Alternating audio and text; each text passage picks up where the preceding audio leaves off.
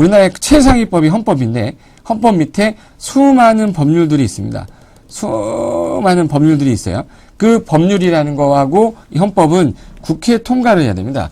그러니까 국회의원들이 통과를 시키려면 모두 모여서 어떠한 의사결정을 해야 되는데 시간적 한계에 부딪히는 경우가 많겠죠. 그래서 어떤 때는 통과가 안 됐다, 또 시간이 걸려서 1년 뒤에 통과됐다, 3년 뒤에 통과됐다, 아니면 계속 계류 중에 떠 있을 수도 있는데 이런 경우에 빨리빨리 시행이 안 되니까 국회 의결을 거치지 않고도 이 법률 하위에다가 세부적으로 자주 바뀌는 것들은 여기다가 넣어놓자. 그래서 대통령이 공포함과 동시에 빠르빠르 시행하기 위해서 시행령이라고 줄이고 이걸 줄여서 대통령이 공포해서 대통령령이라고도 합니다.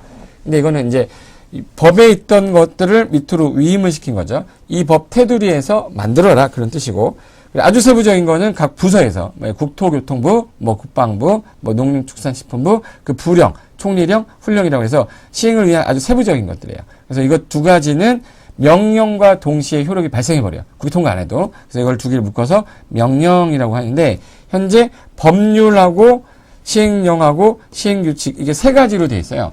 예를 들면 건축법이라는 게 있고요. 건축법 시행령이라는 게 있고 건축법 시행규칙이라는 게 있는데 이 세 가지를 통칭해서 부를 때 우리는 법률의 법자랑 명령의 영자를 묶어서 우리는 이로 점수 묶어놓은 거를 명령이라고 하는 거예요. 그러니까 법령. 그래서 우리는 법령 그러면 건축법령으로 건축법 시행규칙, 건축법 시행령, 시행규칙. 그러니까 국토의 계획 및 이용에 관한 법은 국토계획법이라고 할게요.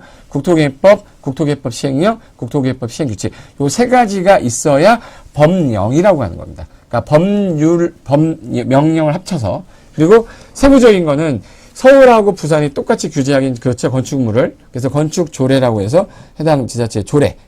지방의회. 이거는 국회의원들이 만든 게 아니라 지방에서 뽑은 지방의회. 의원들이 만든 거고요. 규칙이라는 건 각부 시군구 조례로서 국회 그 시군구 장이 만드는 거죠. 그래서 우리는 법률이라는 건 구성이 이렇게 되어 있는데 이걸 우리가 일반적으로 말할 때요.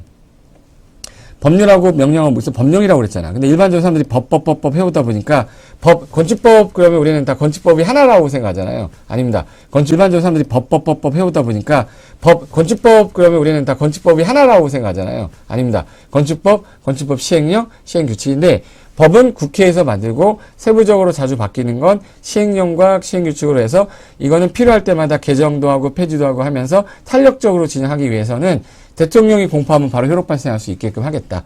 국회 통과를 안 하고도. 그래야 어떠한 국가를 다스리는 데서 편할 거 아닙니까? 국회 통과될 때까지 기다렸다가 국회의원들 맨날 싸움박질하고 그러면 또 한참 기다려야 되잖아요. 불편함을 없애기 위해서.